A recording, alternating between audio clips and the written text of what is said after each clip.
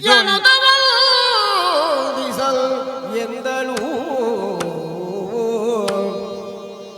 ಚಿನುಮಯನು ನಿನಗೊಲಿದು ಜಯಬೀಯಲೆನುತ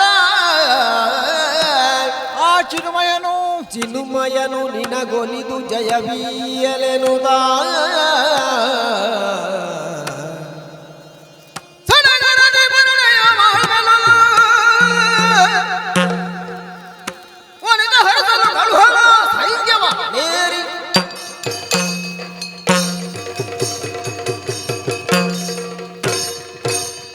ಮಗುವನ್ನು ಯಾವತ್ತೂ ಶ್ರೀಪತಿ ಬಿಡುವುದಿಲ್ಲ ಅಮ್ಮ. ಶ್ರೀಪತಿ ಆರಾಧನೆ ನಮ್ಮದು ಮುಖ್ಯವಲ್ವೇ ಹೇಳು. ಅಂತ ನೀನು ಹೋಗಲೇಬೇಕು. ಹೋದಲ್ಲಿ ಯಾವ ರೀತಿಯಾದ ಅಡ್ಡಿ ಆತಂಕಗಳು ಬರದಂತೆ ದಾರಿಯು ಸುಗಮವಾಗುವಂತೆ ತಾಯಿಯಾದಂಥ ಸತ್ಯವತಿ ಆಶೀರ್ವಾದ ಇದೆ. ಹೋಗಿ ಬಾ ಮಗವು, ಹೋಗಿ ಬಾ. ಅಪ್ಪಣೆ ಅಪ್ಪಣೆ ಅಮ್ಮ. ತಾಯಿಯಿಂದ ಅಪ್ಪಣೆಯನ್ನು ಪಡೆದು ಮಹತ್ ಕಾರ್ಯದೆಡೆಗೆ ಆ ಕಾಶಿ ದೇಶಕ್ಕೆ ಬಹಳ ಗಂಭೀರವಾಗಿ ಚಲಿಸ್ತೇನೆ.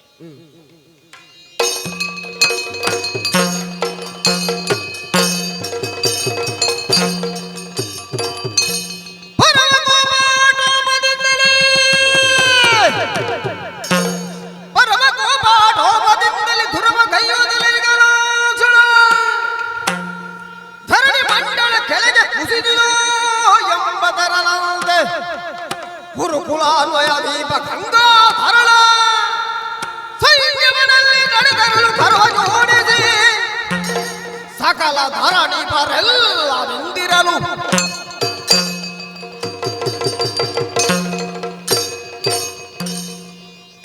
ಕಾಶಿರಾಜನ ಆಸ್ಥಾನಕ್ಕೆ ಬಂದಿದ್ದೇನೆ. ಸಿಟ್ಟು ಪ್ರದರ್ಶನಕ್ಕೆ ಅಲ್ಲ, ನಿಜವಾಗಿ ನನಗೆ ಸಿಟ್ಟು ಬಂದಿದೆ. ಹಸ್ತಿನಾಪುರಕ್ಕೆ ಮಾಡಿದಂತಹ ಅವಮಾನವನ್ನು ಸಹಿಸಲಾಗದೆ ಬಹಳ ಶಿಸ್ತಿನಿಂದ ಸ್ವಯಂವರ ಮಂಟಪದ ಸಭೆಯನ್ನು ಪ್ರವೇಶಿಸಿದ್ದೇನೆ. ಹೇಗೆ ಮಹದೇವನು ಆರೂಢನಾಗಿದ್ದಂತಹ ಯಾಗಕ್ಕೆ ದಕ್ಷನು ಪ್ರವೇಶಿಸಿದ ಹಾಗೆ ಭೀಷ್ಮನು ಇಂದು ಸ್ವಯಂವರ ಮಂಟಪಕ್ಕೆ ಪ್ರವೇಶಿಸಿದ್ದೇನೆ. ನಾನು ಪ್ರವೇಶಿಸಿದ ಕ್ಷಣವೇ ಸರಿ, ಅಲ್ಲಿ ಇಲ್ಲಿ ಉಪಟಗಳಲ್ಲಿ ತೊಡಗಿದ್ದಂತಹ ಎಲ್ಲ ರಾಜರುಗಳು ಮೌನವಾಗಿದ್ದಾರೆ, ಹೆದರಿ ಎದ್ದು ನಿಂತಿದ್ದಾರೆ. ಅವರಿಗೆಲ್ಲ ಅಲ್ಲಲ್ಲೇ ಕುಳಿತುಕೊಳ್ಳಿ ಅಂತ ಸೂಚನೆಯನ್ನು ಮಾಡಿದ್ದೇನೆ. ಇಷ್ಟು ಮಾಡಿ ಸಭಾಮಂಟಪಕ್ಕೆಲ್ಲ ನೋಡ್ತೇನೆ, ಯಾರೆಲ್ಲ ಬಂದಿದ್ದಾರೆ ಅಂದರೆ ಕಳಿಂಗದವರು, ಚೇದಿಯವರು, ಸೌಬದವರು, ಹೀಗೆ ಅನೇಕ ರಾಷ್ಟ್ರಗಳ ವಂಗ ಕಳಿಂಗಾದಿ ದೇಶಗಳ ಅರಸರುಗಳು ಈ 3 ಕನ್ಯೆಯರ ನಿಮಿತ್ತವಾಗಿ ಬಂದು ಇಲ್ಲಿ ಹೊರಡ್ತಾ ಇದ್ದಾರೆ. ಇವರನ್ನೆಲ್ಲ ಗಪ್ಚಿಪ್ ಮಾಡಿಸಿದ್ದೇನೆ. ಹಾಗೆಯೇ ಸಭೆಯನ್ನು ಕಡೆಗಣ್ಣಲ್ಲಿ ಸಿಟ್ಟಿನಲ್ಲಿ ನೋಡ್ತಾ ಇದ್ದರೆ ಆ 3 ಕನ್ಯೆಯರನ್ನು ನೋಡಿದೆ. ಪಾಪ, ಇವರ ಯಾವುದೋ ರಾಜಕೀಯ ದುರುದ್ದೇಶದಿಂದ ಈ 3 ಕನ್ಯೆಯರ ಬಾಳು ಹಾಳಾಗುತ್ತಿತ್ತು. ನಾನು ಆ ದೃಷ್ಟಿಯಲ್ಲಿ ನಾನು ಬಂದದ್ದು ಒಳ್ಳೆಯದಾಯಿತು. ನಮ್ಮ ದೇಶದ ಕನ್ಯೆಯರಿಗೆ ಈ ರೀತಿಯ ಒಂದು ಪರಿಸ್ಥಿತಿ ಬರಬಾರದು. ಅವರನ್ನು ನೋಡುವಾಗ ಪಾಪವೇ ಅನಿಸ್ತದೆ. ಆದರೆ ತಿರುಗಿ ಸಭೆಯಲ್ಲಿ ನೋಡಿದ್ದು ಈ ಪ್ರತಾಪಸೇನ ಕಾಶೀಶ, ಅವನನ್ನು ನೋಡ್ತಾ ಇದ್ರೆ ಸಿಟ್ಟು ಏರ್ತದೆ.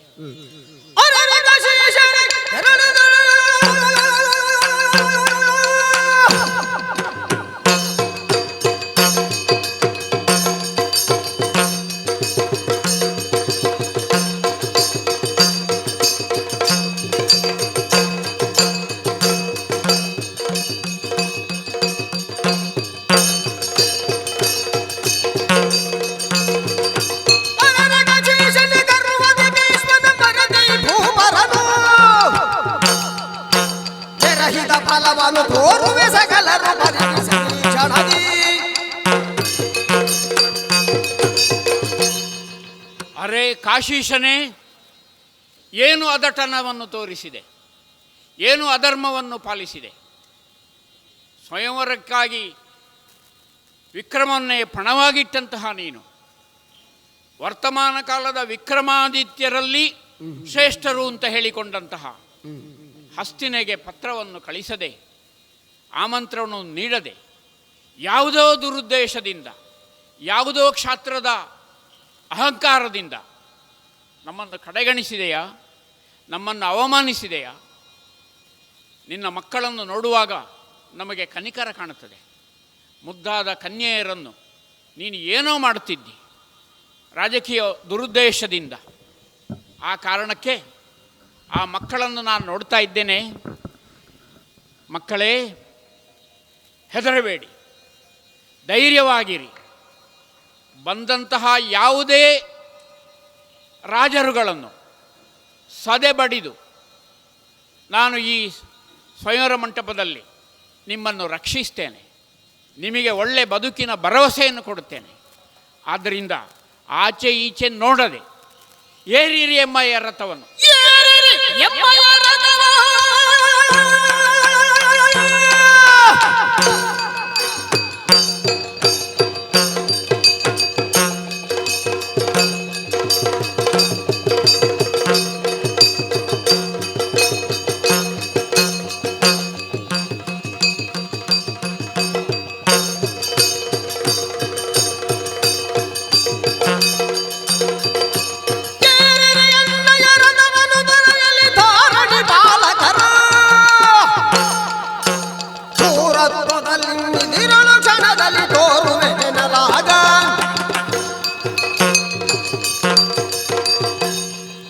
ಅಂಬಿಕೆ ಅಂಬಾಲಿಕೆಯರೇ, ಆ ಕಡೆ ಈ ಕಡೆ ನೋಡುವುದು ಬೇಡ, ಬೆದರುವುದು ಬೇಡ.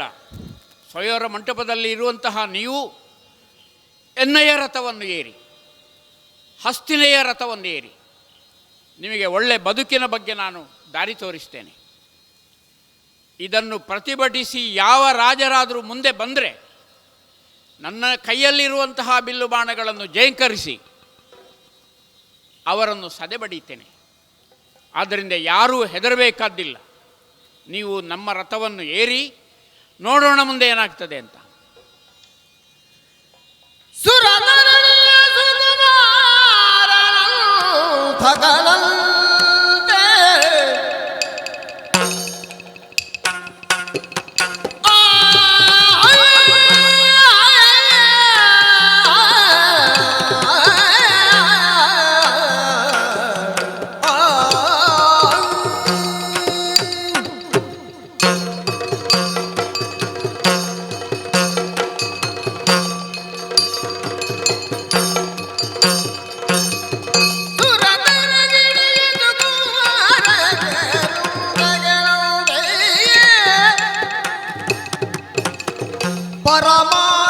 ಪರಮಾರೌದ್ರದೊಳ್ಳಿರಲು ಕಂಡು ಕಾಶೀಶ, ಪರಮಾರೌದ್ರದೊಳ್ಳಿರಲು ಕಂಡು ಕಾಶೀಶ, ಕರಡಿಗಳು ಕೊಡಬಡಿ ಭರದೊಳಗೆ ಧರಣಿಗಳು ಕೊಡಮಟ್ಟು ನಡುಗಿ ಬರದೊಳಗೆ ಕರುಣನಿಧಿ ಭಿನ್ನ ಪವನರಿಸಬೇಕು, ಕರುಣನಿಧಿ ಭಿನ್ನ ಪವ ಅರಿಸಬೇಕು.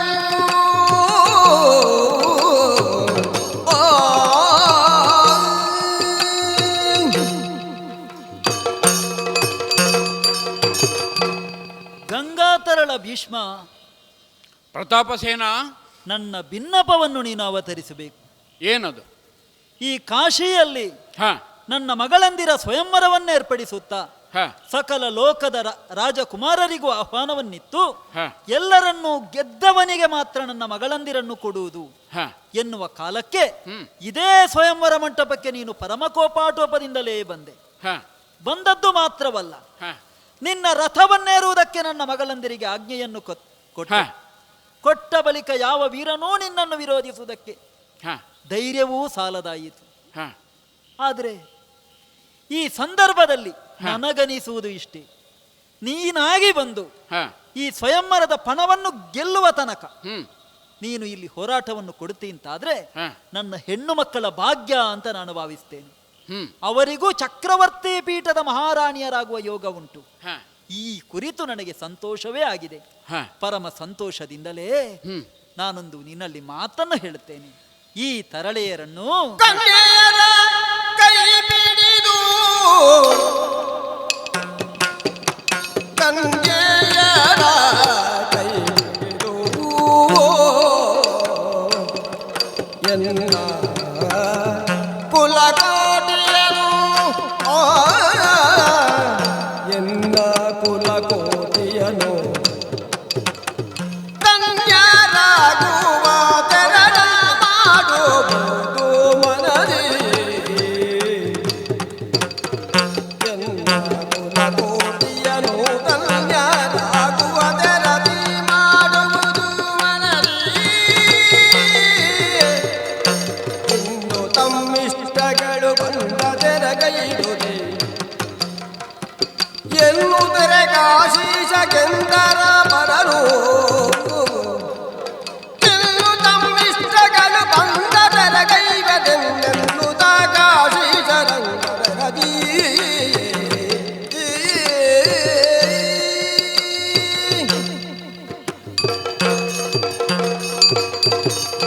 ಭೀಷ್ಮ, ಪ್ರತಾಪಸೇನ, ಈ ಸ್ವಯಂವರದ ನಿಯಮವೇ ಹಾಗೆ. ಹ, ಎಲ್ಲರನ್ನೂ ಗೆಲ್ಲುವ ಸಾಮರ್ಥ್ಯವಂತನಾದವನಿಗೆ ನಾನು ಕೊಡಬೇಕಾದ್ದು. ಸ್ವಯಂವರದಲ್ಲಿ ನನಗೆ ನನ್ನ ಕನ್ಯೆಯರನ್ನು ಅಂಥವರಿಗೇ ಕೊಡಬೇಕಾದ್ದರಿಂದ ನಿನ್ನ ಕೈಗೆ ನಾನು ಈಯುವುದಕ್ಕಿದ್ದೇನೆ. ಹ, ನನಗೆ ಅಧಿಕಾರ ಎನ್ನುವುದು ಇರುವುದು ಎಲ್ಲಿಯವರೆಗೆ? ಕನ್ಯೆಯರನ್ನು ನಿನ್ನ ಕೈಗೆ ಒಪ್ಪಿಸುವಲ್ಲಿವರೆಗೆ ಮಾತ್ರ. ಮುಂದೆ ನನಗೆ ಅದರಲ್ಲಿ ಅಧಿಕಾರ ಇಲ್ಲ. ಪ್ರತಾಪಸೇನ, ನನಗೆ ಬೇರೇನಿಲ್ಲ. ಏನು? ಇಡೀ ಭರತ ವರ್ಷದಲ್ಲಿ ಹಸ್ತಿನೆಯ ಬಗ್ಗೆ ಇರುವ ಗೌರವ, ಹಸ್ತಿನೆಗೆ ಹೆದರಬೇಕು ಅಂತಲೂ ಇಲ್ಲ. ಹಸ್ತಿನೆಗೆ ಇರುವ ಗೌರವ, ಹಸ್ತಿನೆಯ ಸಾಮರ್ಥ್ಯದ ಬಗ್ಗೆ ಇರುವ ಒಳ್ಳೆಯ ಅಭಿಪ್ರಾಯ, ಇದನ್ನು ಕಡೆಗಣಿಸಿ ನಮಗೆ ಪತ್ರವನ್ನೇ ಕಳಿಸದೆ ಈ ವ್ಯವಸ್ಥೆಯನ್ನು ಮಾಡಿದೆಯಲ್ಲ, ಇದಕ್ಕಾಗಿ ಮಾತ್ರ ನಾವು ಪರಿತಪಿಸಿದ್ದು, ಸಿಟ್ಟು ಮಾಡಿಕೊಂಡದ್ದು ಬಿಟ್ಟರೆ ಸರಿ, ಬೇರೆ ನಮಗೆ ಸಿಟ್ಟಿಲ್ಲ. ಮತ್ತೆ ನೀನು ಆ ರೀತಿ ಕಡೆಗಣಿಸಬೇಕಾದ್ದಿಲ್ಲ. ನಾವು ಹಸ್ತಿನಾವತಿಯ ಚಂದ್ರವಂಶದ ಚಕ್ರವರ್ತಿಗಳ ಪರಂಪರೆ ಅಂಥದ್ದು. ನಾವು ಸಾಧಿಸಿ ತೋರಿಸಿದ ಈ ದೇಶ ರಕ್ಷಣೆಗೆ, ಈ ದೇಶದ ಅಭ್ಯುದಯಕ್ಕೆ ಮಾಡಿದ ಸಾಧನೆಗಳೇನು, ಇದೆಲ್ಲವನ್ನೂ ತಿಳಿದ ನೀನು ಮುಂದೆ ಮತ್ತೊಂದುಂಟು. ನಾವು ಕೇವಲ ದೇಶದ ಅಭಿವೃದ್ಧಿಗೋಸ್ಕರ ರಾಜಕೀಯವನ್ನಷ್ಟೇ ಮಾಡದೆ ಧರ್ಮದ ಚೌಕಟ್ಟಿನಲ್ಲಿ ಆಡಳಿತ ಮಾಡುವಂಥದ್ದು. ಇದು ಬಹುಶಃ 56 ದೇಶಗಳಲ್ಲಿ, ಬೇರೆ ಯಾವ ದೇಶಗಳಲ್ಲಿಯೂ ಇಲ್ಲ. ನಮ್ಮ ದೇಶಕ್ಕೆ ಹೆಸರು ಬಂದದ್ದು ಯಾಕೆ? ಹಸ್ತಿನೆಗೆ ಧರ್ಮಕ್ಷೇತ್ರ. ಆದ್ದರಿಂದ ಆಡಳಿತ ಮಾಡುವಾಗಲಿ, ರಾಜಕೀಯ ಮಾಡುವಾಗಲಿ, ಮಕ್ಕಳ ಮದುವೆ ಮಾಡುವಾಗಲಿ ಅದಕ್ಕೊಂದು ಧಾರ್ಮಿಕ ಚೌಕಟ್ಟಿದೆ, ಅದರಂತೆ ಆಗುವಂಥದ್ದು. ಮತ್ತೆ ನಾವೆಲ್ಲ ದೈವ ಇಚ್ಛೆಯನ್ನು ನಂಬಿದವರು. ಹೌದು. ನಮ್ಮ ಬದುಕಿನಲ್ಲಿ ಉದ್ದಕ್ಕೂ ನಾವು ನಂಬಿಕೆಯನ್ನು ಪ್ರಬಲವಾಗಿ ಇಟ್ಟುಕೊಂಡವರು. ಹೌದು. ಆದ್ದರಿಂದ ಈ ಘಟನೆ ನಡೆದದ್ದೇನೋ ಹೌದು.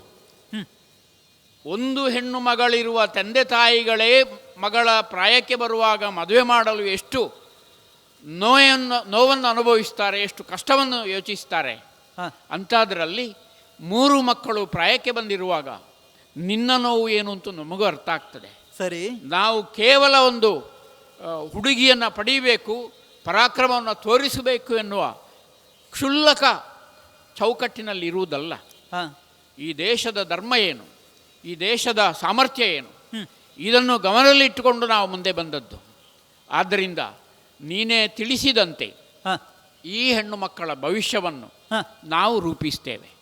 ಅದರಿಂದ ಮುಂದೆ ಮಹಾಭಾರತಕ್ಕೆ ಏನು ದೈವ ಇಚ್ಛೆ ಇದೆ ಅದೆಲ್ಲವೂ ಕೈಗೂಡುವಂತೆ ನಾವು ದೇವರನ್ನೂ ಪ್ರಾರ್ಥಿಸ್ತೇವೆ.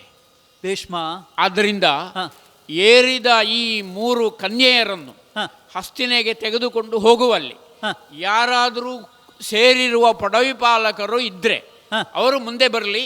ನನ್ನ ಬಿಲ್ಲು ಬಾಣಗಳು ಜೇಂಕರಿಸ್ತಾ ಇವೆ. ಸರಿ, ಕನ್ಯೆಯನ್ನು ಕೈಗಿತ್ತಿದ್ದೇನೆ. ನೀನು ಮುಂದೆ ನಿನ್ನ ಚಿತ್ತದಲ್ಲೇನುಂಟು ಅದೇ ರೀತಿಯಲ್ಲಿ ಮುಂದುವರಿ ಅಂತ ಹೇಳ್ತಾ ಇದ್ದೀನಿ.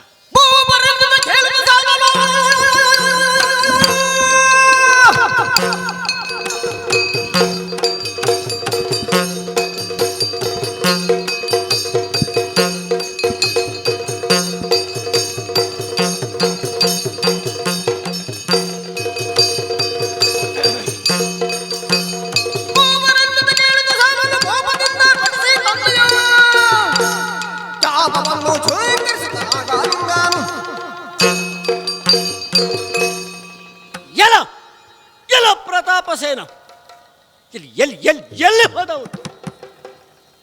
ಅಲ್ಲ, ಇವನ ನಾಲಿಗೆಗೆ ದನ ಮೆಟ್ಲಿಕ್ಕೆ ಇವನು ಒಬ್ಬ ರಾಜನ. ಇವನು ಎಂತ ಹೇಳಿದ ಈಗ? ಎನ್ನ ಕನ್ನೆಯರ ಕೈ ಪಿಡಿದು ಎನ್ನ ಕುಲಕೋಟಿಯನ್ನು ಉದ್ಧರಿಸುವುದು. ದೂರದಲ್ಲಿ ಇವನೇ ಮಹಾಪರಾಕ್ರಮಿಯಂತೆ, ಇವನನ್ನು ಮೀರಿದವರು ಯಾರೂ ಇಲ್ಲಂತೆ. ಹಾಗಾದರೆ ಇವನು ಬಂದದ್ದು ಎಲ್ಲೇ ಇವನ ಹೆಣ್ಣು ಮಕ್ಕಳ ಪುಣ್ಯದ ಫಲದಿಂದಂತೆ. ಅದು ಹೌದು ಅಂತಾದರೆ ಇವನಿಗೆ ಏನು ಸಂಕಟ? ಅವನನ್ನೇ ಬರುವುದಕ್ಕೆ ಹೇಳಿ ಅವನಿಗೆ ಕೊಡ್ಬೋದಿತ್ತ ಹೆಣ್ಣು ಮಕ್ಕಳನ್ನು. 56 ದೇಶದ ರಾಜರನ್ನು ಬರುವುದಕ್ಕೆ ಹೇಳಿ ಇಲ್ಲಿ ಕುಳ್ಳಿರಿಸಿದ್ದಾನೆ. ಈಗ ಪೊಡವಿಯಲ್ಲಿ ನೀವೇ ಅಗ್ರಗಣ್ಯರು, ಎನ್ನ ಕನ್ಯೆಯರನ್ನು ಕೈ ಹಿಡಿಬೇಕು, ನನ್ನ ಕುಲವನ್ನು ಉದ್ಧರಿಸಬೇಕು. ನಿಮ್ಮ ಮನಸ್ಸು ದೊಡ್ಡದು. ಇವನ ಸೌಭಾಗ್ಯಕ್ಕೆ ಧಿಕ್ಕಾರ ಇರಲಿ, ಹೋಗಲಿ. ಹೆದರಿದ್ದಾನೆ ಇವ ಹೆದರಿದರಲ್ಲಿ ತಪ್ಪಿಲ್ಲ. ಇವ ಎಷ್ಟು ಎನ್ನುವಂಥದ್ದು ಗೊತ್ತಿದೆ. ಒಂದು ಪುಟ್ಟದಾದಂತಹ ಸಣ್ಣ ವ್ಯಾಪ್ತಿ ಇರುವಂತಹ ಇವ ರಾಜ. ಇವ ಹೆಸರಿಗೆ ಮಾತ್ರ ರಾಜ. ಇವನ ಪರಾಕ್ರಮ ಏನೂ ನಡೆಯುವುದಿಲ್ಲ. ಅವನಿಗೆಲ್ಲ ನಾನು ಬರುವಾಗಲೇ ಗಡಗಡನೆ ನಡುಗಿದ್ದಾನೆ. ಹಾಳಾಗಿ ಹೋಗಲಿ. ಇವರಿದ್ದಾರಲ್ಲ ರಾಜರು, ಮಹಾರಾಜರು, ಹೆಗ್ಗಳಿಕೆ ಏನೇನು ಹೊಗಳಿದರು. ಮೂವರನ್ನು ಕೂಡ ಕೈ ಹಿಡಿಯುತ್ತೇವೆ, ಯಾರನ್ನು ಬಿಡುವುದಿಲ್ಲ ಅಂತ ಒಬ್ಬರಿಗೊಬ್ಬರು ಹೋರಾಟ ಮಾಡಿದ್ದೇನೋ, ತಮ್ಮ ಪ್ರತಾಪಗಳನ್ನು ಕೊಚ್ಚಿಕೊಂಡದ್ದೇನೋ. ಈಗ ನನಗೆ ಉಪದೇಶ ಮಾಡಲಿಕ್ಕೆ ಬರ್ತಾರೆ. ಬಿಡುವುದಿಲ್ಲ ಈ ಭೀಷ್ಮನನ್ನು ಅಂತ ನಾನು ಚಾಪಗಳನ್ನು ಕೈಯಲ್ಲಿ ಎತ್ತಿಕೊಂಡಾಗ ನನಗೆ ಬುದ್ಧಿವಾದ ಹೇಳಲಿಕ್ಕೆ ಬರ್ತಾರೆ. ಸಾಲ್ವಾ ಬೇಡ, ನನ್ನಲ್ಲಿ ಪೆಟ್ಟು ತಿಂದು ಒಬ್ಬೊಬ್ಬರು ಬಿದ್ದಿದ್ದಾರೆ. ಅವ ಕಳಿಂಗ, ಇವ ಮಾದ್ರದವ, ಅವ ಮತ್ತೊಬ್ಬ, ಅವ ಮಗದ. ಯಾರು ಗಡಗಡ ನಡುಗುವುದು ನನ್ನನ್ನು. ನಿಮ್ಮ ಕೈಕಾಲು ಕತ್ತರಿಸಿ ಆಗಬೇಕು. ನೀವೆಲ್ಲ ರಾಜರಾಗುವುದಕ್ಕೆ ಯೋಗ್ಯವಂತರ ನೀವು ಹೇಳುವುದಕ್ಕೆ. ಇಡೀ ಭರತ ಖಂಡದಲ್ಲಿ ಆಳುವಂತಹ ರಾಜರು ನೀವು. ಒಬ್ಬ ಒಬ್ಬ ಮುದಿಯನಿಗೆ ನೀವು ಹೆದರ್ತೀನಿ ಅಂತಾದರೆ ನಿಮ್ಮ ಯೋಗ್ಯತೆ ಏನು? ನೋಡಿರೋ ಚರ್ಮ ಜೋತಾಡುವುದಕ್ಕೆ ಆರಂಭ ಆಗಿದೆ. ಕೈಕಾಲು ನಡಗುವುದಕ್ಕೆ ಇನ್ನೇನು ಕೆಲವು ವರ್ಷಗಳ ಬಳಿಕ ಕೈಕಾಲು ನಡಗುವುದಕ್ಕೆ ಆರಂಭ ಆಗಬಹುದು. ಪ್ರಾಯ ಆಗಿದ್ದ ಅವನಿಗೆ. ಅಂಥವ ಬಂದಾಕ್ಷಣ ನೀವೆಲ್ಲ ಗಡಗಡೆ ನಡುಗಿದ್ದೀರಿ. ಏನು ನನ್ನಲ್ಲಿ ಹೋರಾಟಕ್ಕೆ ನಿಂತಿದ್ದೀರಿ, ಪೆಟ್ಟು ತಿಂದಿದ್ದೀರಿ. ನೀವೇ ಹೊಡೆದು ಸಾಯುವಂತಹ ಕಾಲಘಟ್ಟದಲ್ಲಿ ನಿಮ್ಮನ್ನು ನಿಲ್ಲಿಸಿ ನಾನು ನನ್ನ ಪರಾಕ್ರಮವನ್ನು ತೋರಿಸಿ ಇನ್ನೇನು ಅವರನ್ನು ಮೂವರನ್ನು ಕೂಡ ಕೈ ಹಿಡಿಯುತ್ತೇನೆ ಎನ್ನುವಂತಹ ಕಾಲಘಟ್ಟದಲ್ಲಿ ಎಂತ ಹೇಳಿದಂಥದ್ದು. ಧರಣಿ ಅಲ್ಲಿಂದ ಬಿದ್ದು ಧರಣಿ ಭೂಮಂಡಲಕ್ಕೆ ಎಲ್ಲ ಇಡೀ ಬಿದ್ದು ಕಲ್ಲೋಲ ಹಾಗೆ ಬಂದಂತೆ. ಏನೇನೇನು ಎಂಥ ಹೊಗಳಿಕೆ, ಎಂಥ ಉದ್ಗಾರ, ಎಂಥ ಚಿತ್ಕಾರ. ಎಂತ ಹೇಳಿದ್ದು ಅವನಿಗೆ? ಭೀಷ್ಮನಲ್ಲಿ ಮಾರಿಹುದೇ, ದುರ್ಪರಾಕ್ರಮವೆಲ್ಲ ಭೀಷ್ಮನಲ್ಲಿ ಮಾರಿಹುದೇ. ಸುರನರೋಗರೆಲ್ಲ ಪರಿಣಿಸಲಿ ಸಂಗರದಿ,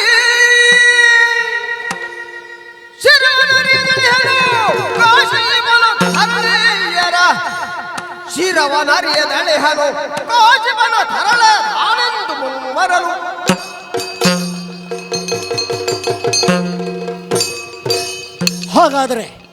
ಹಾಗಾದರೆ ಏನರ್ಥ? ಇಲ್ಲಿಯವರೆಗೆ ಭೀಷ್ಮನೋರ್ವನೇ ಈ ಪ್ರಪಂಚದಕ್ಕೆ ಚಕ್ರವರ್ತಿ. ಪರಾಕ್ರಮ ಏನು ಅವನಲ್ಲಿ ಅಡವೇ ಇಟ್ಟಿದ್ದೇವೆ ನಾವು. ನಿಮ್ಮ ಕೈಯಲ್ಲಿ ಯಾರಿಗೂ ಆಗದೇ ಇರಬಹುದು, ಆದರೆ ಸಾಲ್ವ ಹಾಗಲ್ಲ. ಇಲ್ಲಿಯವರೆಗೆ ಭೀಷ್ಮನಾಗಿ ಮೆರೆದದ್ದು ಯಾಕೆ? ಸಾಲ್ವನ ಎದುರು ಅವ ಬಂದದ್ದಿಲ್ಲ, ಸಾಲ್ವನ್ನು ಈದರಿಸಿ ನಿಂತದ್ದಿಲ್ಲ. ಅದಿಲ್ಲದೆ ಹೋದರೆ ಈತನಿಗೆ ಹೆದರುವಂಥ ಅವಶ್ಯಕತೆ ಏನುಂಟು ಅಂತ ಬೇಕಲ್ಲ. ನಿಮಗೆ ಅಷ್ಟು ಹೆದರಿಕೆ ಇದೆ ಅಂತಾದರೆ, ಅವನನ್ನು ಎದುರಿಸುವುದಕ್ಕೆ ಆಗುವುದಿಲ್ಲ ಅಂತಾದರೆ, ಸಾಲ್ವನನ್ನು ತಡೆಯುವುದಕ್ಕೆ ಬರುವುದು ಬೇಡ. ಒಂದು ಕೆಲಸ ಮಾಡಿ, ಅವನನ್ನು ಹೊಗಳಿದ್ರಲ್ಲ, ಅವನಲ್ಲಿ ಬಹುಶಃ ಹೊಗಳು ಭಟ್ಟರ ಕೊರತೆ ಇರಬೇಕು. ನೀವು ಸರಿಯಾದ ಆಯ್ಕೆ. ಯಾಕೆ? ಭೀಷ್ಮ ಅಂತ ಚಂದ್ರ ಕುಲಾನ್ವಯ ಚಂದಿರ ಅಷ್ಟು ಹೊಗಳುವ ನೀವು ರಾಜನ ಸಿಂಹಾಸನವನ್ನು ಏರುವುದಕ್ಕೆ ನೀವೆಲ್ಲರೂ ಅನರ್ಹರು. ಹಾಗೆ ಹಸ್ತಿನಾವತಿ ಅವ ಅಲ್ಲಿ ಕೂತ್ಕೊಳ್ಳಲಿಲ್ಲ, ಯಾರನ್ನು ಆ ಸಿಂಹಪೀಠದ ಮೇಲೆ ಏರಿಸಿದ್ದಾನೆ. ಇವ ಆಡಳಿತಗಾರಂತೆ, ಹೋಗಿ ಅವನಲ್ಲಿ ಹೊಗಳಿ. ಅದಾಗುವುದಿಲ್ವಾ? 3 ಹೆಂಗಳೆಯರನ್ನು ಏರಿಸಿದ್ದಾನಲ್ಲ ರಥದಲ್ಲಿ.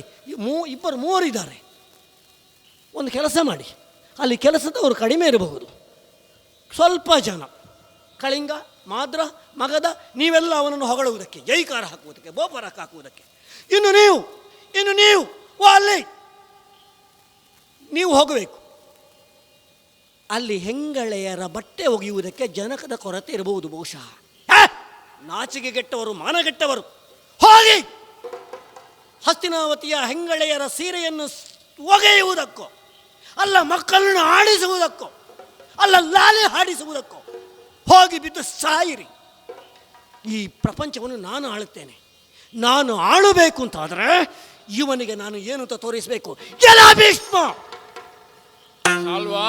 ನಿನಗೆ ಬದುಕಬೇಕೆನ್ನುವಂಥ ಆಸೆ ಇದೆ ಅಂತಾದರೆ ಆ ಮೂವರನ್ನು ಸುರೀಗ ದೊಡ್ಡವಳನ್ನು ಕೆಳಗಿಳಿಸು, ಮತ್ತೆ ಇಬ್ಬರನ್ನು ಇಳಿಸು. ನೀನು ಇಳಿಸದೇ ಇದ್ರೆ ಎಡಗಾಳಿನಿಂದ ಒಂದು ರಥವನ್ನು ಬೀಳ್ತೇನೆ. ನಾನು ಹೇಳ್ಕೊಂಡು ಹೋಗ್ತೇನೆ.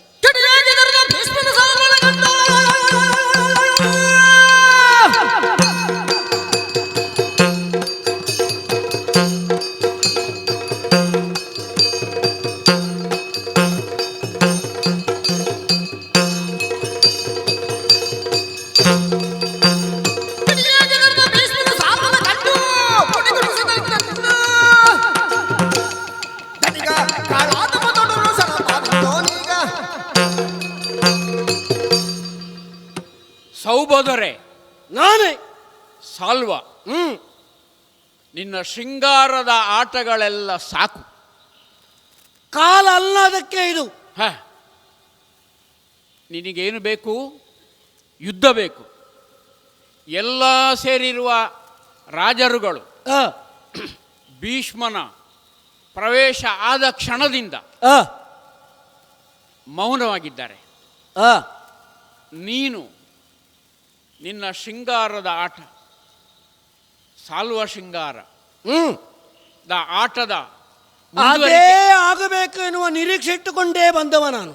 ಆದರೆ ಶೃಂಗಾರಕ್ಕೆ ನೀನೊಂದು ಕಪ್ಪು ಚುಕ್ಕೆಯಾಗಿ ಬಂದಿದ್ದೀಯಲ್ಲ ನೀನು. ಅದನ್ನೆಲ್ಲ ಮಡಿಚಿ ಬದಿಗಿಡು. ಇಕೋ ಏನು ಇಡೀ ಭರತ ವರ್ಷವನ್ನು ಬೇಡ, ದೇವಲೋಕದಲ್ಲಿ ಕೂಡ ಹೋಗಿ ದಿಗ್ವಿಜಯನ್ನು ಸಾಧಿಸಿದಂತಹ ಹಸ್ತಿನೆಯ ಬಿಲ್ಲು ಬಾಣಗಳು ಜೈಂಕರಿಸುತ್ತಿದೆ. ಆದ್ದರಿಂದ ನಿನ್ನತ್ರ ಮಾತಿಲ್ಲ. ಯುದ್ಧವೇ ಹೌದಾದರೆ ನಿನ್ನ ಬಾಣಗಳನ್ನು ಬಿಡು. ಹಾಗಾದರೆ ನಿನಗೆ ಪೆಟ್ಟು ತಿನ್ನಬೇಕು ಅಂತ ನಿನಗೂ ಆಸೆ ಉಂಟು. ಯಾಕೆಂತೇಳಿ ಯಾರೂ ಹೊಡಿಲಿಲ್ಲ ಇಷ್ಟರವರೆಗೆ. ಸಾಲ್ವನ ಪೆಟ್ಟು ಏನು ತೋರಿಸ್ತಾರೆ. ನೀನು ಹೊಡಿ ಈಗ. ನೋಡ್ತೇನೆ.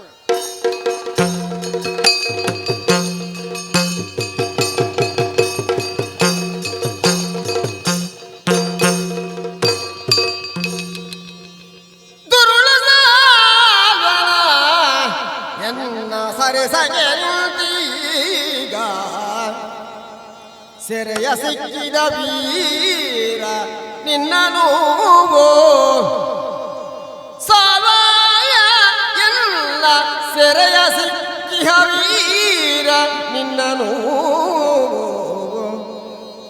ಹರಣವನ ಹಿಗೋ ಹೋಗೆಂದು ಭೀಷ್ಮನು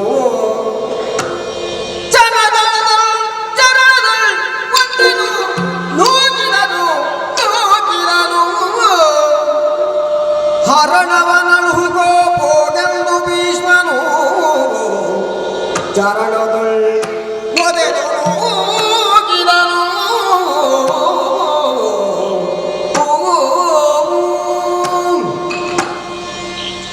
ಅಹಂಕಾರವೋ ಹೆಣ್ಣು ಮಕ್ಕಳನ್ನು ಪಡೆಯಬೇಕೆನ್ನುವ ಆಸೆಯೋ ಇದ್ದರೆ ಅಂಥವರಿಗೆ ಇಂಥದ್ದೇ ಗತಿ ಬರುವುದು.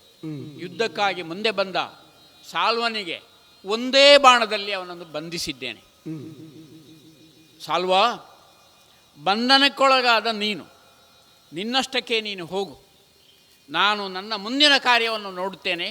ರಥವನ್ನು ಹಸ್ತಿನಾವತಿಯೆಡೆಗೆ ಹಾರಿಸ್ತೇನೆ.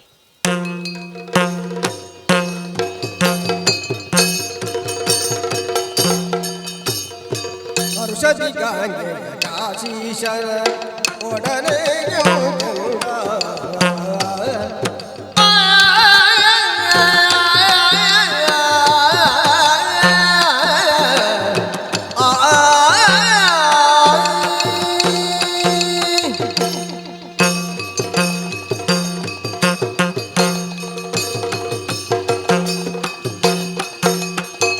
ಔಷಧಿ ಗಂಗೆಯ ಕಾಶಿ ಶರಣೊಡನುಂದ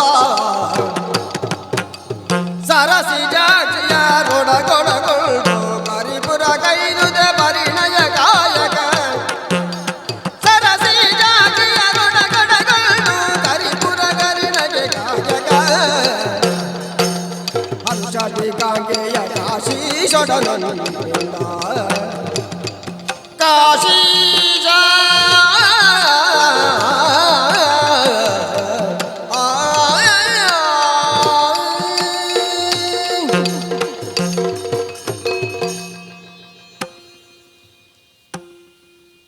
ಕಾಶೀಶನಲ್ಲಿ ಹೋಗಿ ಒಂದು ರೀತಿಯ ಧರ್ಮ ಸಂರಕ್ಷಣೆಯ ಕೆಲಸವನ್ನೇ ನಾನು ಮಾಡಿದ್ದೇನೆ. ಅಲ್ಲಿ ಸೇರಿರುವ ಎಲ್ಲ ಅಹಂಕಾರದಿಂದ ಕೂಡಿದ ರಾಜರುಗಳನ್ನೆಲ್ಲ ಮಡಿಸಿ ಸತ್ಯಕ್ಕಾದರೆ ಈ 3 ಕನ್ಯಾಮಣಿಗಳ ಬದುಕನ್ನು ನಾನು ಸಂರಕ್ಷಿಸಿದ್ದೇನೆ. ಆದ್ದರಿಂದ ನೇರವಾಗಿ ರಥದಲ್ಲಿ ಬಂದಂತಹ ನಾನು ಈ ಹೆಣ್ಣು ಮಕ್ಕಳನ್ನು ಮಾತೆಗೆ ಒಪ್ಪಿಸ್ತೇನೆ. ಮುಂದಿನ ಕತೆ ಏನು ಅಂತ ಮತ್ತೆ ನಾವು ಹಸ್ತಿನಾವತಿಯಲ್ಲಿ ಯೋಚಿಸ್ತೇವೆ. ಅಮ್ಮ ಮಗು, ನಿನ್ನ ಆಶೀರ್ವಾದ ಬಲದಿಂದ ಕಾಶಿ ದೇಶಕ್ಕೆ ಹೋದವನು ಅಲ್ಲಿದ್ದ ರಾಜರುಗಳನ್ನೆಲ್ಲ ಸೋಲಿಸಿ ಸದೆಬಡಿದು ಪರಾಕ್ರಮವೇ ಪಣ ಎಂದು ಇದ್ದಂತಹ ಸ್ವಯಂವರದಲ್ಲಿ ಈ 3 ಹೆಣ್ಣು ಮಕ್ಕಳನ್ನು ಕರೆ ತಂದಿದ್ದೇನೆ. ಓ, ಈ 3? ಹೌದು. ಅಂಬೆ, ಅಂಬಿಕೆ, ಅಂಬಾಲಿಕೆಯರೆಂಬ ಹಸ್ತಿನೆಯ ಸೊಸೆಯರಾಗುವವರು. ಆದ್ದರಿಂದ ಮಾತೆ ನಿನಗೆ ಇವರನ್ನು ಒಪ್ಪಿಸಿದ್ದೇನೆ. ಪರಮ ಸಾಹಸಿಗನೇ, ಪರಮ ಸಾಹಸಿ ನಿನ್ನ ಪೋಲುವ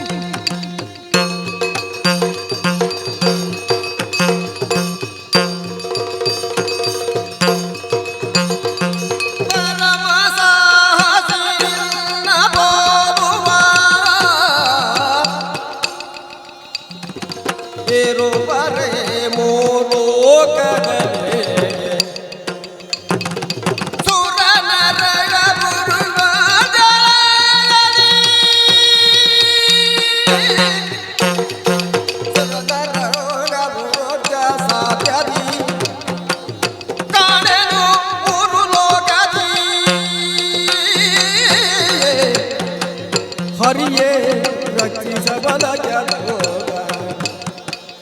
ಪರಮ ಸಾಹಸಿ ನಿನ್ನ ಪೋಲುವ ಇರುವರಿಯರೇ 3 ಲೋಕದಿ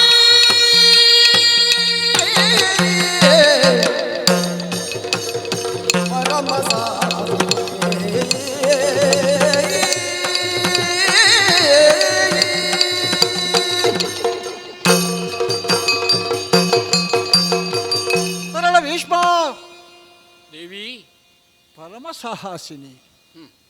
ತಪ್ಪಣ್ಣ ದೇಶದ ಅರಸು ಮಹಾರಾಜರುಗಳೆಲ್ಲ ಅವರದಾದಂಥ ಪ್ರಜೆಗಳು, ಮಾಂಡಲಿಕರು, ಹಾಗೆ ಅಷ್ಟು ಶಸ್ತ್ರಾಗಾರಗಳು ಎಲ್ಲ ಇದೆ. ಅವರು ಕೂಡ ಪ್ರಸಿದ್ಧರೇ ಆಗಿದ್ದಾರೆ. ಆದರೆ ಪರಮ ಸಾಹಸಿಗ ಎಂಬತಕ್ಕಂತಹ ಬಿರುದಿಗೆ ನೀನೇ ಪಕ್ವನಾಗಿದ್ದೀಯ. ಮಗು, ತಾಯಿ, ಹಿಮಾಲಯದಿಂದ ಹಿಡಿದು ಆ ಕನ್ಯಾಕುಮಾರಿಯವರೆಗಿರತಕ್ಕಂತಹ ನಮ್ಮ ಈ ಭರತ ವಂಶ ರಾರಾಜಿಸ್ತಾ ಇದೆ ಅಂತಂದರೆ ಇವಾಗ ವರ್ತಮಾನ ಕಾಲದಲ್ಲಿ ಭೀಷ್ಮಾಚಾರ್ಯರ ಮೂಲಕವಾಗಿ. ಮಗು, ಹೆಸರಿಗೆ ತಕ್ಕಂತೆ ನೀನು ಕೆಲಸವನ್ನು ಮಾಡಿದ್ದಿ. ಈ ಭೀಷ್ಮ ಎಂಬತಕ್ಕಂಥ ಹೆಸರು ಕೊಟ್ಟದ್ದು ನಾನು ನೀನು ಅಲ್ಲೂ ಅಲ್ಲ, ಮೇಲೆ ದೇವತೆಗಳೇ ಅನುಗ್ರಹಿಸಿದಂಥ ಪದಪ್ರಯೋಗ. ಭೀಷ್ಮ ಭೀಷ್ಮ ಭೀಷ್ಮ ಎಂಬುದಾಗಿ ಇದನ್ನೆಲ್ಲ ನಾವು ಕೇಳಿದವರಲ್ಲ ಮಗು. ಅದಕ್ಕೆ ಅಲ್ವೇ ತಾಯಿ ಭೀಷ್ಮ ಭಾರತ ಅಂತ ಹೇಳುವುದು. ಹೌದು, ಎಲ್ಲರೂ ಒಪ್ಪಿದಂಥ ವಿಚಾರ. ಈಗ ನೀನು ಕಾಶೀಶನ ಆ 3 ಕುವರಿಯನ್ನು ತಂದಿದ್ದೀಯಲ್ಲ, ಇಲ್ಲಿ ಬಹಳ ಸಂತೋಷವಾದಂಥ ವಿಚಾರ. ರಕ್ತಪಾತ ಆಗಬಾರ್ದು ಎಂಬತಕ್ಕಂಥ ನಿನ್ನ ಧ್ಯೇಯ ನೋಡೋದು. ಪರಸ್ಪರ ಒಬ್ಬರಿಗೊಬ್ಬರು ಹೋರಾಡಿ ತನ್ಮೂಲಕವಾಗಿ ರಕ್ತ ಹೊಳೆಯುವ ಪಾದದಲ್ಲಿ ಹರಿಯತಕ್ಕಂಥದ್ದು. ಇದು ನಮ್ಮಂತಹ ಭರತ ವಂಶದವರಿಗೆ ಭೂಷಣವಲ್ಲ. ಹಾಂ ಇದನ್ನು ನಾನೇ ಹೋಗಿ ಖಂಡಿಸ್ತೇನೆ. ಇದು ಲೋಕಕ್ಕೆ ಮುಂದಕ್ಕೆ ಇರಬೇಕಾದಂಥ ವಿಚಾರ.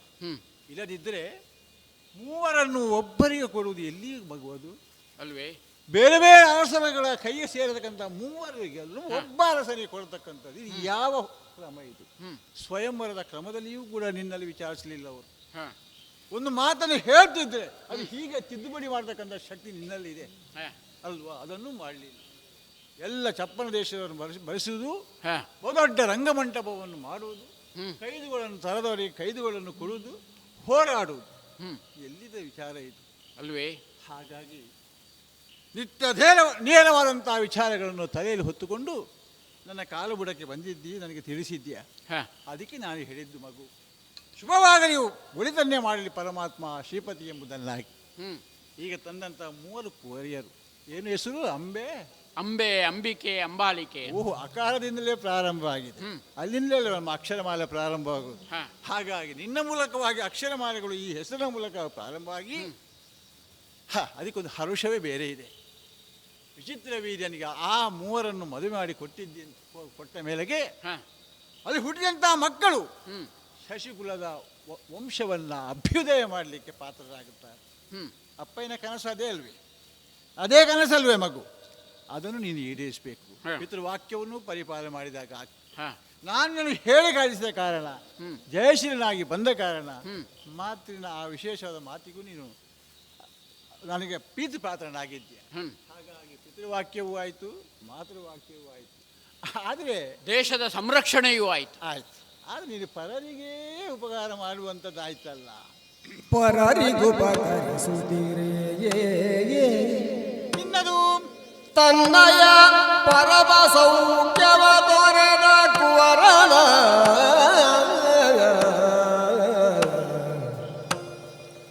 ಪರಮ ಸಾಹಸಿ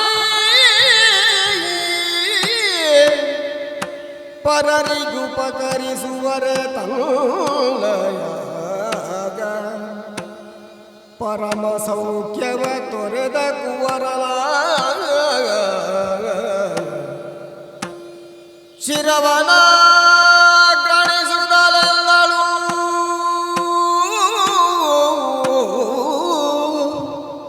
ಶಿರವನ ಗಣಿಸುತ್ತಲೆಂದಳು ಮೆರವ ಕೀರ್ತಿಯ ಲೋಕದಿ ನೀ ಮೆರವೆ ಕೀರ್ತಿಯ ಲೋಕದಿ ಕುವರನೇ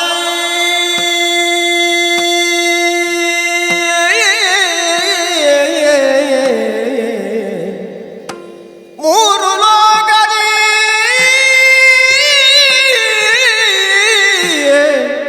ಮೆರವೆ ಕೀರ್ತಿಯ ಕುವರನೇ ಕಂದ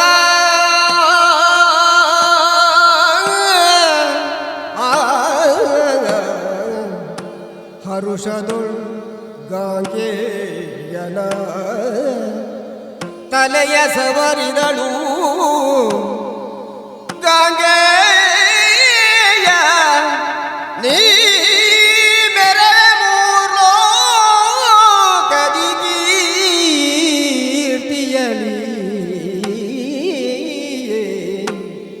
ಗಾಂಗೆಯ ಗಾಂಗೆಯ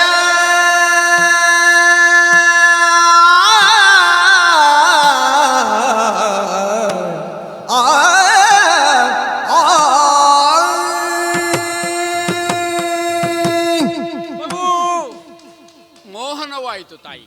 ಬಹಳಷ್ಟು ನೋವು ನನಗೂ ಆಗ್ತಾ ಇದೆ. ನನ್ನ ಜೀವನವನ್ನು ಒಮ್ಮೆ ಈಗ ಸುತ್ತುವರೆದು ನೋಡಿದಾಗ ಗಂಗಾಸು ಹರಿಪಾದ ನಖದಿಂದ ಹರಿದು ಬಂದಂತಹ ಗಂಗೆಯ ಮಗನಾಗಿದ್ದುಕೊಂಡು ಅಪ್ಪಯ್ಯ ಅದನ್ನು ಹಿಡ್ಕೊಳ್ತೇನೆ ಮುಂದಾದಾಗ ನೀನು ಕೊಡಲು ಒಪ್ಪಲಿಲ್ಲ ನಿನ್ನ ಅಮ್ಮ. ಈ ಮಗುವನ್ನು ಈಗ ನಿನ್ನ ಕೈಗೆ ಒಪ್ಪಿಸುವುದಿಲ್ಲ.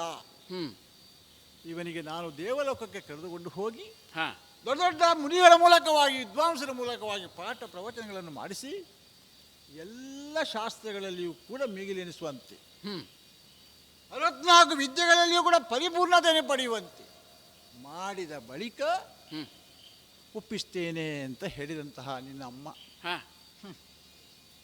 ಹೋದಂತಹ ನೀನು ಎಲ್ಲವನ್ನೂ ಕಲಿತವನಂತೆ. ಎಲ್ಲ ಬೃಹಸ್ಪತಿಗಳ ಆಚಾರ್ಯರಿರ್ಬೋದು, ಶುಕ್ರಾಚಾರ್ಯರಿರ್ಬೋದು, ಪರಶುರಾಮರಲ್ಲೇ ಇರ್ಬೋದು. ಹಾ ಛೇ, ಏನು ಏನು ಏನು ಪಾಂಡಿತ್ಯ ನಿನ್ನದು. ಎಲ್ಲ ಹಳೆ ನೆನಪು ಅಮ್ಮ. ಹೌದು, ಮಗುವಿಗೆ ಆ ತಾಯಂದ್ರಿಗೆ ಆಗಲೇಬೇಕಲ್ವೇ ಅದು. ಹ್ಮ್ ಆದರೆ ನನ್ನ ನದಿ ತಟಾಕದಲ್ಲಿ ದಾಸರಾಜನ ಮಾತುಗಳು ಹ್ಮ್ ಛ, ಹಾಗಿತ್ತು ಒಂದು ಕಾಲದಲ್ಲಿ. ಅದು ನನ್ನ ಹೊಟ್ಟೆಯಲ್ಲಿ ಹುಟ್ಟಿದ ಮಕ್ಕಳಿಗೆ ಮುಂದೆ ಏನೂ ಗತಿಯಿಲ್ಲ ಅಂತ ಆದರೆ ಎಂಬತಕ್ಕಂಥ ದೂರಾಲೋಚನೆಯಲ್ಲ ಆ ಕಾಲದಲ್ಲಿ ಇತ್ತು ದಾಸರಾಜನಿಗೆ. ಹಾ ಆದರೆ ಅಪ್ಪದ್ದು ಸರಿಯ ತಪ್ಪು ಅಂತ ನಾನು ಹೇಳುವುದಿಲ್ಲ. ಹ್ಮ್ ಆದರೆ ಈಗ ನೋಡುವಾಗ ನನಗೆ ಬೇಸರ ಆಗುವುದು. ಪರೋಪಕಾರಾಯ ಇದಂ ಶರೀರಂ ಹೇಳಿದ ಹಾಗೆ ಹಾ ಇನ್ನೊಬ್ಬರಿಗೆ ಉಪಕಾರ ಮಾಡಲಿಕ್ಕೋಸ್ಕರವಾಗಿ ನೀನು ಶರೀರವನ್ನು ಮಾರಿದ ಹಾಗೆ ಆಯಿತು. ಹಾ ಕ್ಷತ್ರಿಯ ಕುಮಾರ ನೀನು ಹಾ ಅಲ್ವೇ? ನಿನ್ನದ ಅಂತ ದೇಹಬಲ, ನಿನ್ನ ಆಳಂಗ ಹ್ಮ್ ಚಕ್ರವರ್ತಿಗಳಿಗೆ ಹೇಗೆ ಬೇಕೋ ಹಾಗೆಯೇ ಬ್ರಹ್ಮ ಸೃಷ್ಟಿಸಿದ್ದಾನೆ. ಹಾ ಆದರೆ ಸಿಂಹಾಸನದಲ್ಲಿ ಕುಳಿತುಕೊಂಡು ಮಂತ್ರಿ ಮಾಂಡಲಿಕರೊಂದಿಗೆ ವಿಶೇಷವಾಗಿ ಮಾತನಾಡಿಕೊಂಡು ಹ್ಮ್ ರಾಜ್ಯಸಭೆಯೋ ಬ್ರಾಹ್ಮಣ ಸಭೆಯೋ ಅವರಿಗೆಲ್ಲ ಕೊಡುವ ಕಾಲದಲ್ಲಿ ಗೌರವವನ್ನು ಕೊಟ್ಟು ಹ್ಮ್ ತನ್ಮೂಲಕವಾಗಿ ಅಪ್ಪಯ್ಯ ಹೇಗಿದ್ರು ಸಂತಾನ ಚಕ್ರವರ್ತಿಗಳು. ಹಾ ಒಬ್ಬ ವೃದ್ಧನನ್ನು ಮುಟ್ಟಿದೆ ಅವ ಆರೋಗ್ಯವಂತನಾಗಿ ಆಗುವುದು. ಹ್ಮ್ ಒಬ್ಬ ರೋಗಿ ಕಂಗಾಲಾಗಿದ್ದಾಗ ಮುಟ್ಟಿದ ಸಾಕು ನಿನ್ನ ಅಪ್ಪಯ್ಯ, ಹಾ ಅವ ರೋಗರಹಿತನಾಗಿರ್ತಕ್ಕಂತಹ ಧನ್ವಂತರಿ ಪ್ರಯೋಗವೇ ಮಾಡಿಕೊಂಡಿದ್ದರು ಅಲ್ವೇ? ಹ್ಮ್ ಅಂತ ಅಪ್ಪಯ್ಯನ ಮಗನಾಗಿ ಹಾ ಗಂಗೆಯ ನೇರ ಮಗನಾಗಿದ್ದುಕೊಂಡು ಹಾ ಈಗ ಈ ಬೇರೆ ಇನ್ನೊಬ್ಬರಿಗೆ ಉಪಕಾರ ಮಾಡತಕ್ಕಂತಹ ಆ ಒಂದು ತರವಾದ ವಿಶೇಷ ತರವಾದಂತಹ ನಿನ್ನ ಪರಿಸ್ಥಿತಿ ನೋಡುವಾಗ ಖೇದವಾಗ್ತದೆ ಮಗು. ದಾಸರಾಜನು ಹೇಳಿದಂತಹ ಮಾತು, ಇನ್ನು ಮುಂದೆ ಯಾವುದೇ ಹೆಣ್ಣು ಮಕ್ಕಳು ಮಾತೆ ಗಂಗೆಗೆ ಸಮಾನ, ಮಾಗಿರಿಗೆ ಸಮಾನ. ಛೇ, ನಾನು ಸಿಂಹಾಸನವನ್ನು ಏರುವುದಿಲ್ಲ. ಹಾಗಾದರೆ ಏನಾಯಿತು? ಇನ್ನೊಬ್ಬರಿಗೋಸ್ಕರವಾಗಿ ದುಡಿಯುವುದು, ತನ್ಮೂಲಕವಾಗಿ ಬೆವರನ್ನು ತೆಗೆದು ಕೆಳಗೆ ಹಾಕುವುದು, ಇನ್ನದೇನು ಈ ಭರತ ವಂಶಕ್ಕೆ ನಿನ್ನ ಕೊಡುಗೆ ಏನು ಎಂದು ನಾನು ಆಲೋಚಿಸುವುದು. ಆದರೆ ಈ 2 ಲೋಕ ನಾವು ತಿಳಿದುಕೊಂಡ್ರೆ ಹಾಗೆ ಮೇಲೆ 7 ಕೆಳಗೆ 14 ಲೋಕ ಅಲ್ವ? 3 ಲೋಕ ಹೇಳತಕ್ಕಂಥದ್ದು, 14 ಲೋಕ ಮೇಲೆ 7 ಕೆಳಗೆ 7. ಎಲ್ಲ ಕಡೆಯಲ್ಲೂ ಕೂಡ ಭೀಷ್ಮನ ಆ ಒಂದು ಹೆಸರೇ ವ್ಯಾಪಿಸಲ್ಪಟ್ಟಿದೆ. ಬೃಹಸ್ಪತಿ ನೀತಿ, ಶುಕ್ರ ನೀತಿ, ನಾರಾಯಣ ನೀತಿ ಎಲ್ಲ ಇರಬಹುದು. ಹಾಗೆ ಭೀಷ್ಮ ನೀತಿಯೂ ಒಂದು ಫಲಕ್ಕೆ ಬರುವ ಹಾಗೆ ಆಯಿತು. ಜನಗಳಿಗೆ ಒಂದು ಪಾಠವಾಯಿತು. ಭೀಷ್ಮನಿಂದಾಗಿ ಜನಗಳು ತಿಳಿದುಕೊಳ್ಳಬೇಕಾಗಿ ಆಯಿತು. ಇನ್ನು ಲೋಕ ಒಳ್ಳೆದಾಗಬೇಕು, ತನ್ಮೂಲಕವಾಗಿ ಆಗುವ ಕಾಲದಲ್ಲಿ ಆಗಬೇಕು. ಆ ವಿಚಿತ್ರ ವೀರನಿಗೆ ತಮ್ಮನಿಗೆ ಮದುವೆ ಮಾಡುವುದರ ಮೂಲಕವಾಗಿ ಆ ಭರತ ವಂಶದ ಏಳಿಗೆಗೆ ಪಾತ್ರನಾಗಬೇಕು. ನಾನು ಯಾವುದೂ ಬೇಡ ಎಂಬತಕ್ಕಂಥ ಸಿಂಹಾಸನ ರಕ್ಷಣೆ ಮಾತ್ರ ನಿನ್ನ ಬಾರಿ ಆಯ್ತಲ್ಲ ಮಗು. ಬೇಸರವಾಗ್ತಾ ಇದೆ, ಬೇಸರವಾಗ್ತದೆ ಅಮ್ಮ. ಓ, ಇದಕ್ಕೆಲ್ಲ ನೀವು ಬೇಸರಿಸಬಾರದು. ಆ ಅದೆಲ್ಲವನ್ನೂ ನಾನು ಕಷ್ಟ ಅಂತ ತಿಳಿದಿಲ್ಲ. ಬದುಕಿಡೀ ನಾನು ಏನು ಸಾಧಿಸಿದ್ದೇನೋ ಅದನ್ನು ಮೋಹನ ರಾಗದಲ್ಲೇ ಸಾಧಿಸಿದ್ದೇನೆ. ಹೌದು. ಆದ್ದರಿಂದ ಆ ಮೋಹನ ರಾಗದ ಆಹ್ಲಾದದಲ್ಲಿರುವ ನಾವು ಈ ಕ್ಷಣದಲ್ಲಿ ನೆನಪಿಸಿಕೊಳ್ಳಬೇಕಾದ್ದೇನೆಂದರೆ ಭೀಷ್ಮ ಮೋಡಿಯ ಭಾರತ, ಭೀಷ್ಮ ಮೋಡಿಯಿಂದ ಮಾಡಿದಂತಹ ಭಾರತದ ಬಗ್ಗೆ ನಾವು ಸಂಕಲ್ಪವನ್ನು ಇಟ್ಟುಕೊಂಡದ್ದರಿಂದ ಬೇರೆ ಯಾವುದೂ ನಮಗೆ ಗಣ್ಯವಲ್ಲ, ಎಲ್ಲ ನಗಣ್ಯವೇ, ಕಷ್ಟವೂ ಅಲ್ಲ. ಆದ್ದರಿಂದ ಸುಲಲಿತವಾಗಿ ನಾವು ಈ ದೇಶವನ್ನು, ದೇಶದ ಧರ್ಮವನ್ನು, ದೇಶದ ರಾಜಕೀಯವನ್ನು ಒಂದು ಸ್ಥಿತಿಗೆ ತರಬೇಕು ಎನ್ನುವ ಪ್ರಯತ್ನದಲ್ಲಿ ಇರುವಾಗ ನಮ್ಮ ಶಪಥಗಳು, ನಮ್ಮ ತ್ಯಾಗಗಳು ಯಾವುದೂ ಲೆಕ್ಕಕ್ಕಿಲ್ಲ. ಆದ್ದರಿಂದ ಈಗ ಏನಾಗಬೇಕಂದ್ರೆ ಕಾಶಿ ದೇಶದ ಕನ್ಯೆಯರನ್ನು ನಾವು ತಂದಿದ್ದೇವೆ. ಹಸ್ತಿನಾವತಿ ಪುನೀತವಾಗಿದೆ. ದೈವ ಸಂಕಲ್ಪ ಏನಿದೆಯೋ ನಾನು ಸ್ವೀಕರಿಸಬೇಕು. ಮೇಲಾಗಿ ಅವರ ನಡತೆ ಏನು ಅಂತ ನಾನು ತಿಳಿದುಕೊಳ್ಬೇಕು ಅಲ್ವೇ? ಕೇವಲ ಒಂದು ಗಳಿಗೆಯಲ್ಲಿ ತಿಳಿದುಕೊಳ್ಳುವಂಥ ವಿಚಾರ ಅಲ್ಲ.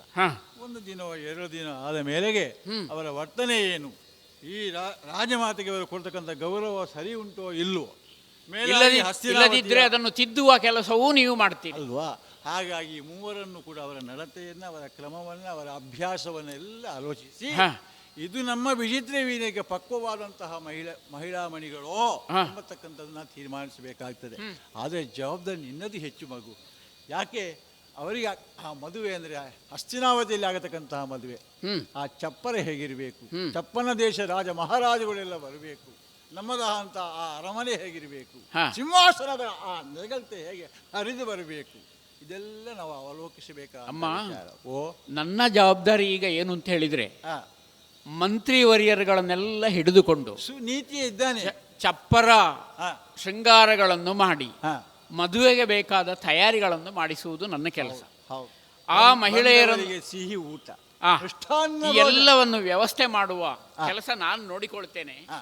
ಕನ್ಯೆಯರನ್ನು ನಮ್ಮ ಹಸ್ತಿನಾವತಿಯ ಕಣ್ಮಣಿಗಳಾಗುವಂತೆ ನೀವು ನೋಡಿಕೊಳ್ಳಿ. ಹಾ. ನೀವೇ ಹೇಳಿದಂತೆ ಹಾ. ಚಿನ್ಮಯನ ಅನುಗ್ರಹ ನಮಗಿರಲಿ ಅಂತ ಪ್ರಾರ್ಥಿಸುವ. ಆದರೆ ಒಂದು ಉಂಟು ಮಗು, ಹಾ.